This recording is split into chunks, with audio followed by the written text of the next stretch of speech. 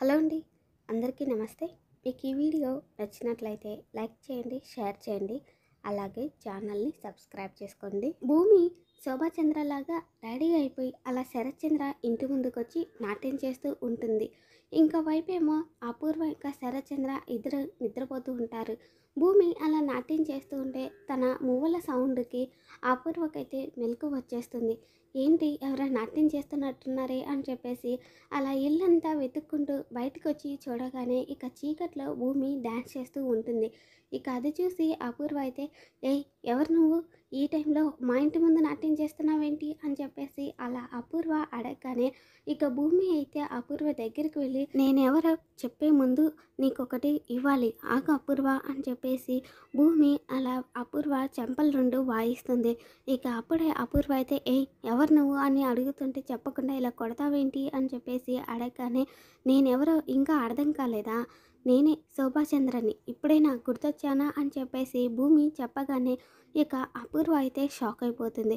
ఏంటి శోభాచంద్రనా, మా అక్క ఎప్పుడో చనిపోయింది, ఎవరు నువ్వు అంటే, చనిపోయిన నేనే ఈరోజు నా బిడ్డ కోసం తిరిగి వచ్చాను అపూర్వ, నువ్వు నన్ను చంపినట్టుగానే ఈరోజు నా బిడ్డను కూడా చంపాలి అని ప్రయత్నిస్తున్నావు, నా ఆనవాళ్ళు కూడా ఈ భూమి మీద లేకుండా చేద్దామని చెప్పి అనుకుంటున్నావు కదా, అందుకనే నీకు బుద్ధి చెప్పాలి అని చెప్పి ఈరోజు వచ్చాను అని చెప్పేసి అలా భూమి అపూర్వ గొంతు పట్టేసుకొని అలా తనని గొంతు నొక్కేస్తూ దూరంగా నెట్టి పడేస్తుంది.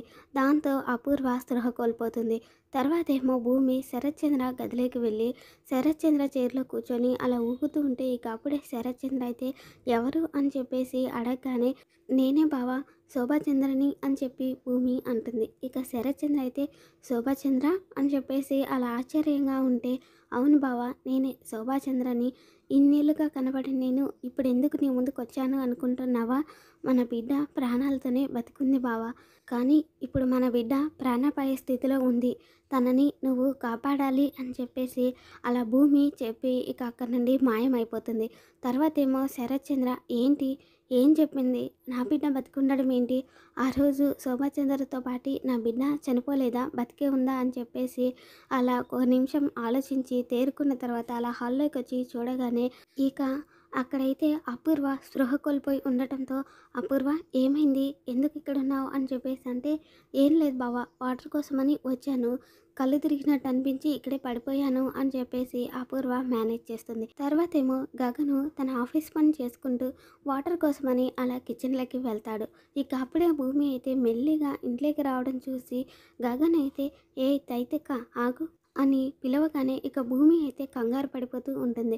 ఇక గగన్ ఏమో దగ్గరకు వచ్చి, ఏంటిది ఈ అవతారం వేసుకొని ఈ టైంలో ఎక్కడికి వెళ్ళి వస్తున్నావు, ఏం చేస్తున్నావు నువ్వు ఈ మధ్య, ఏం చేస్తున్నావో ఎలా ప్రవర్తిస్తున్నావో కూడా అర్థం కావడం లేదు అని చెప్పేసి గగను అంటూ ఉంటే ఇక అప్పుడే భూమి అయితే, నాట్యము ప్రాక్టీస్ చేద్దామని ఈ డ్రెస్ వేసుకున్నాను, అలా బయటికి వెళ్ళి ఇప్పుడే నాట్యం చేశాను అని చెప్పేసి అనగానే, అర్ధరాత్రి దెయ్యాలు తిరిగే టైంలో నాట్యం చేయడం ఏంటి, ఇదేమైనా బాగుందా, చుట్టూ చూసేవాళ్ళు ఏదో మా ఇంట్లో దెయ్యం ఉంది అనుకుంటారు, ఇలాంటి పనులు ఇంకెప్పుడు చేయకు, వెళ్ళు అని చెప్పేసి ఇక గగన్ చెప్పగానే భూమి అయితే సరే అని చెప్పేసి అలా లోపలికి వెళ్ళిపోతుంది.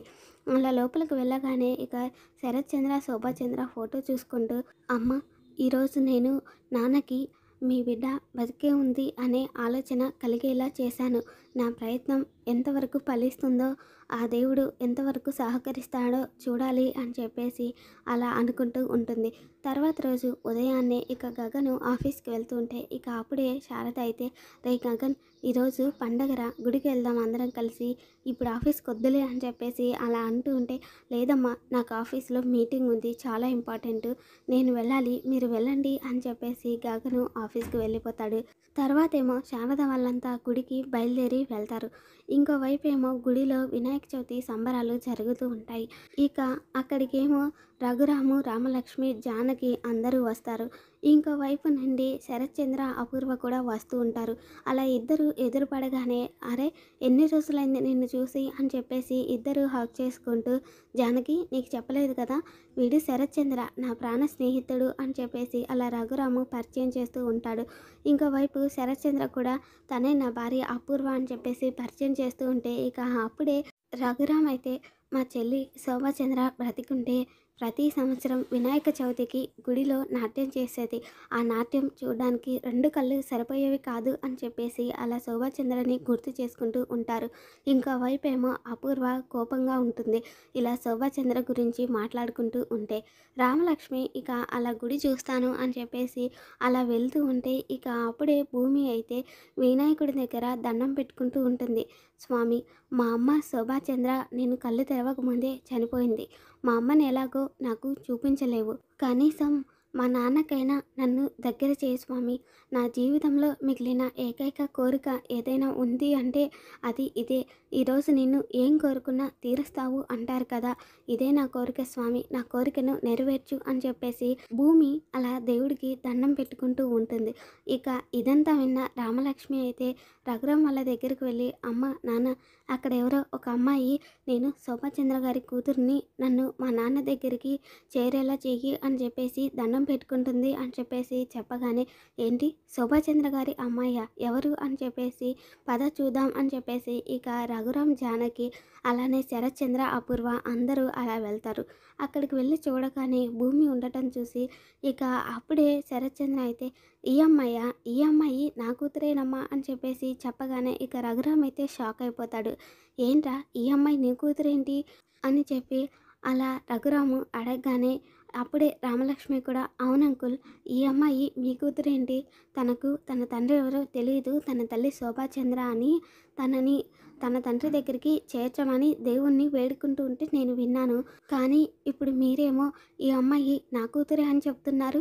మరి మీ కూతురే అయితే తన తండ్రిని చూపించమని దేవుణ్ణి ఎందుకు అడుగుతుంది అని చెప్పేసి రామలక్ష్మి అలా అడుగుతూ ఉంటే, అదేం లేదమ్మా, ఈ అమ్మాయి శోభాచంద్రని చిన్నప్పటి నుంచి గురువులాగా తల్లిలాగా భావించి నాట్యం నేర్చుకుంది. అందుకే నన్ను కూడా నాన్న అని పిలుస్తుంది. నా కూతురు లాంటిదే అమ్మా. మా ఇద్దరికి ఏ జన్మలో రక్త సంబంధం ఉందో ఏమో కానీ తనను చూసిన ప్రతిసారి నా కన్న బిడ్డలాగే అనిపిస్తుంది. నాకెప్పుడు పరాయి దానిలాగా అనిపించలేదు అని చెప్పేసి అలా శరత్చంద్ర చెప్తూ ఉంటాడు. ఇక భూమి అయితే అప్పుడే, అమ్మో, నేను అన్న మాటలు ఈ అమ్మాయి వినేసి చెప్పిందా? ఇంకా నయం, నేను నిజంగానే తన కూతుర్ని అని నాన్నకి తెలియలేదు అని చెప్పేసి తన మనసులో అనుకుంటూ ఉంటుంది. తర్వాతేమో అపూర్వ తన మనసులో, బావ అన్నట్టు నిజంగానే దీనికి బావకి రక్త సంబంధం ఏమైనా ఉందా? రాత్రి కూడా ఆ శోభాచంద్ర వచ్చి తన బిడ్డ బతికే ఉంది అని చెప్పింది. ఆ బిడ్డ ఇదేనా?